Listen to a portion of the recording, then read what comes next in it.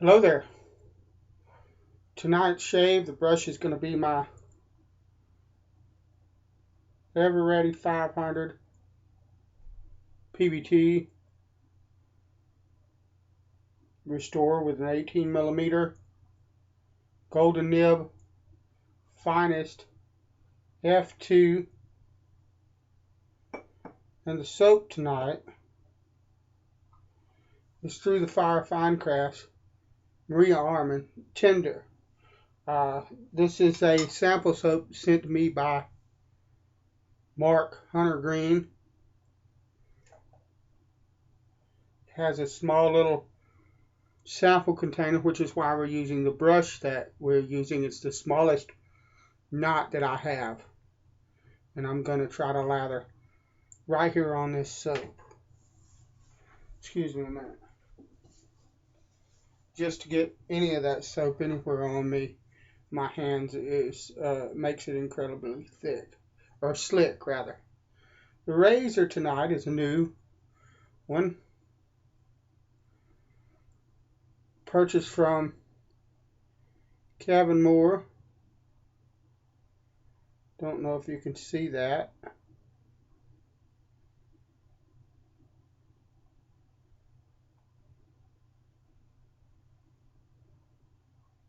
But it's a Wade and Butcher 5/8. It's the shoulderless design, which is one of the reasons I bought it. The main reason I bought it. It's just I love that, and I don't have one. It didn't have one in my collection until now. The wedge came from the handles, the scales of a J.R. Torrey that he sent me that I'll be scaling eventually. But these scales are the Hawaiian koa wood. Wonderful 5/8 Wade and Butcher. Thank you, Kevin. And it took a wonderful hone. So I look forward to using it. Now, the Through the Fire Tender. Let me show you read to you what Maria says on her site. It says tender is citrus and spice scents combining orange peel, mandarin, and lime with sandalwood, amber, and a touch of musk. Well, I do get the orange peel. I think the orange peel and maybe the mandarin is what I'm getting. Where I'm getting there's a sweetness back behind it that I really like. I get a touch of the sandalwood, and I get the musk. I think I'm getting a bit of the amber too. So I think I'm pretty much picking up the scents. But to me, it's a really wonderful combination that smells to me like just a really nice cologne. I don't know if she sells aftershaves. Let me look real quick while I'm here. Hold on, guys. Does she sell aftershave? Aftershave. What do I get? What do I select? Aftershave Splash is what I'm looking for. Unfortunately, these are alcohol free, which is not a deal killer for me, but I like a burn. As a matter of fact, I want to try snake bite and any of the other alcohols like the cat o' nine tails. And yes, she has tender. And an aftershave, that would be a lovely aftershave, in my opinion. I'll accept it doesn't have the alcohol in, and I can. That's not an item that I have to have, but it is something that I really, really prefer.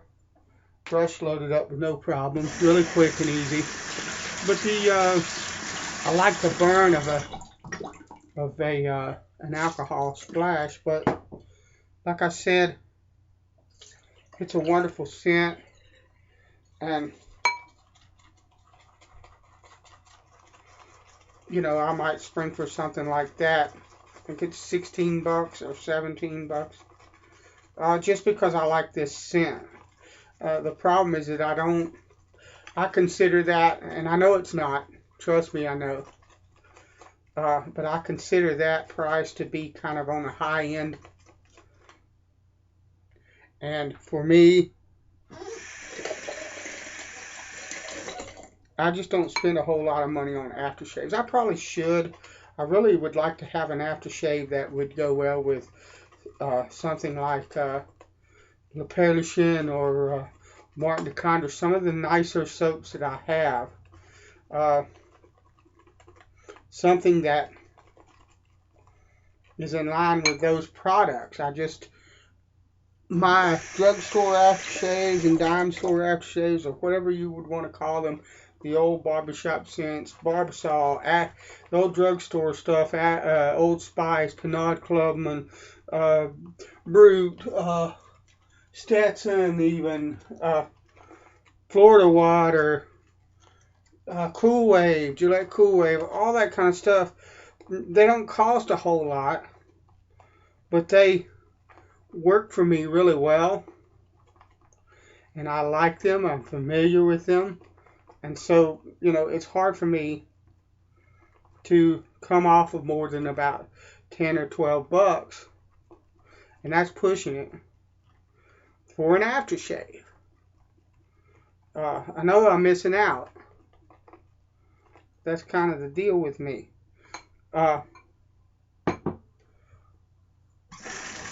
That's not a reflection on Maria or anybody else that makes aftershaves and sells them.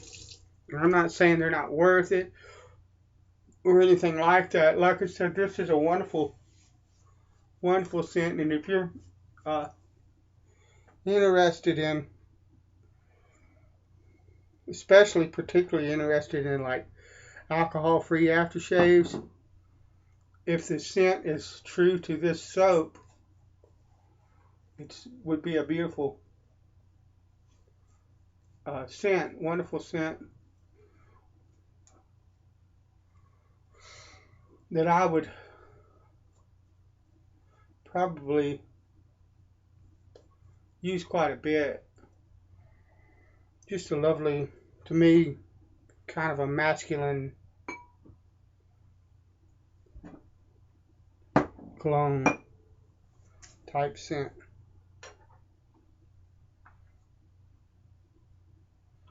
I just pinned this razor today and put scales on, or put an edge on it.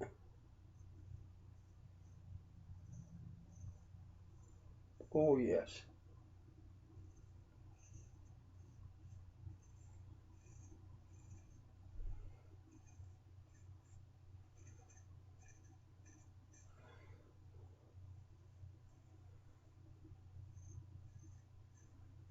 I've been looking forward to this shave. Nice. I would consider that a hollow ground.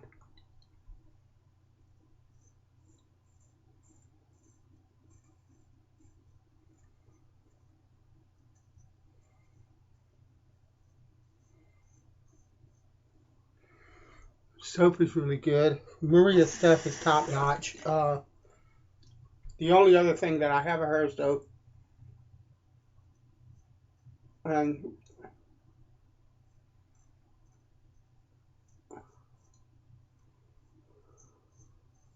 why I say that it's top notch is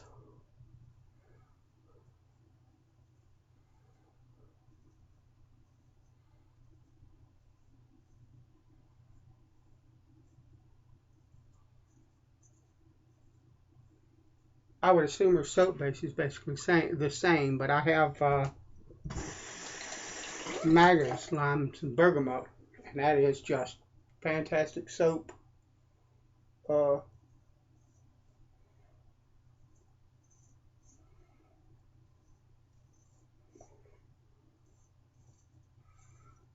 First rate stuff. The scent is quite lovely. I wonder that's not a straight razor scar. I wonder Got a nice scratch on my face and I don't know where it came from. Okay.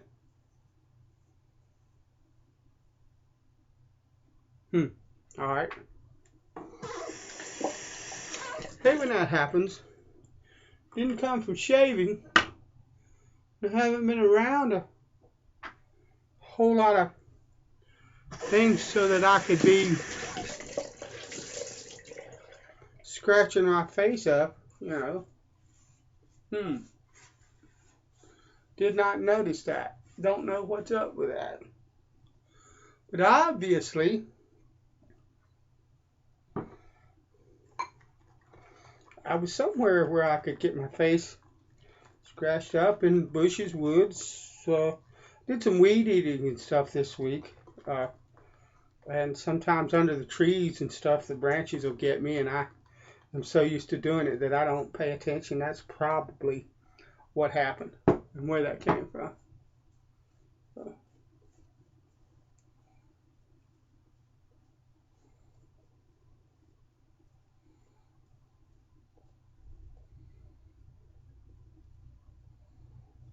Lovely. Love that brush. Wonderful floppy badger. Love floppy badgers. I really need to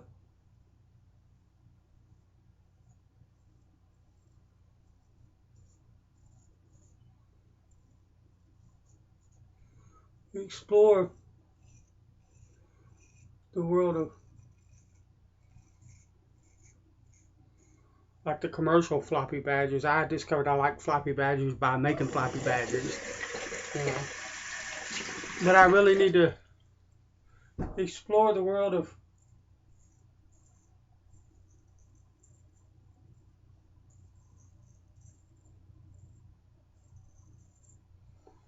commercial floppers, you know, the commercial bag brushes that many people consider floppy, like the Kents or Volfigs.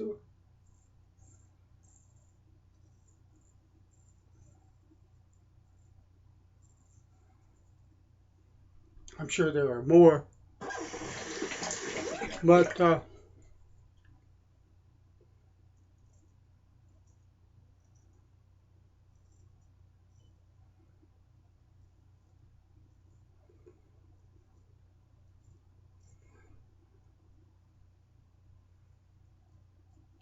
I'm having so much fun making my own. Yeah, I forgot I want to go back. I want to go back to that.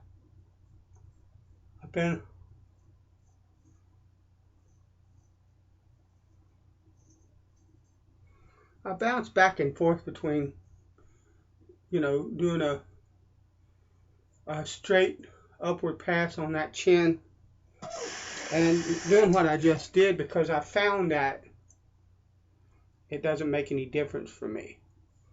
2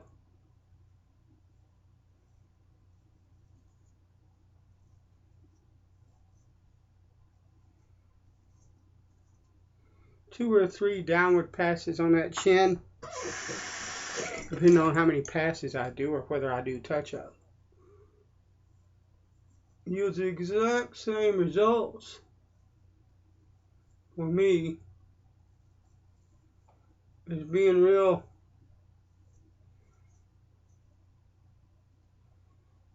picky with technique and coming on up over that chin with a straight. And but I'll do it every now and then, just because I don't want to get into a position where I have forgotten how to do that. You know, I don't want to. I always take the easy route and lose technique because of it. And I'm going to go for a third pass just because I really don't need it, but just because I'm enjoying that razor and this lather.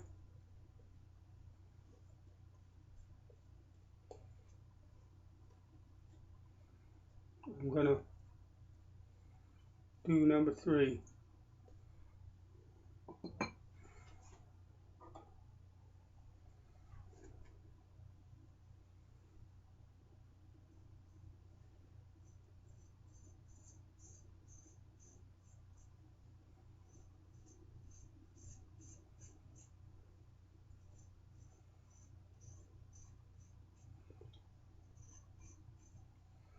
Lovely. Razor took a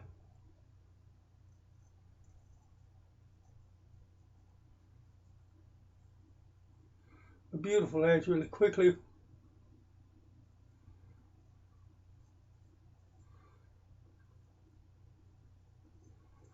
The only problem, technically, and it really wasn't a problem because I knew how to handle it, the only problem the blade had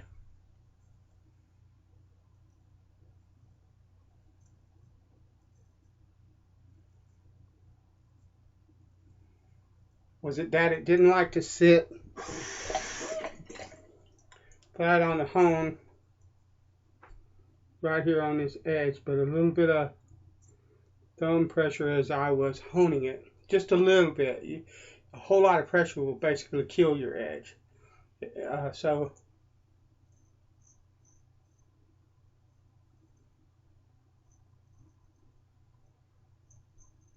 when you're putting a bevel on it, a little bit of pressure is good, but after that, in my opinion, in my experience, a ton of pressure is not good for your edge, for getting a sharp, smooth edge, especially on a hollow ground blade that'll flex a little bit more. But anyway, when you're honing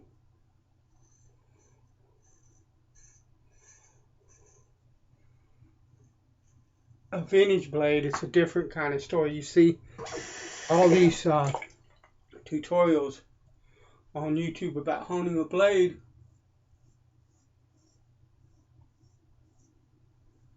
Most of the blades that they are honing are new blades. They don't have any issues. With vintage blades,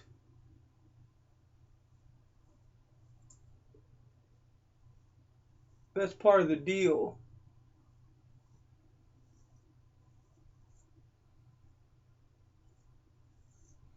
Is that they're going to have some issues that you have to learn to deal with in a proper way. Lovely blade. Alright. Cold water rinse.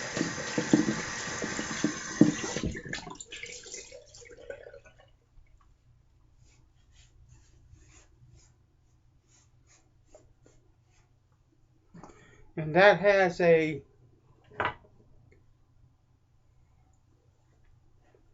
very citrusy, to me it's kind of wants to be bright, but it's actually dark kind of scent. And I think it would pair really well with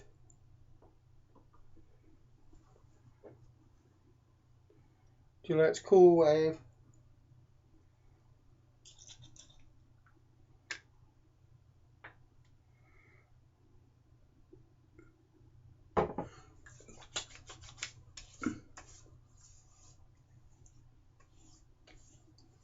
Yeah, lovely.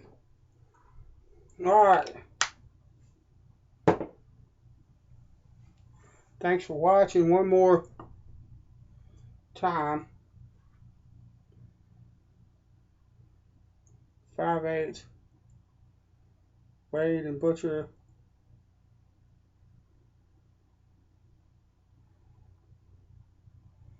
With Koa scales. Beautiful blade. Thanks a lot. God bless you. Thanks for joining me on my shave. And I'll see you next time around. Later.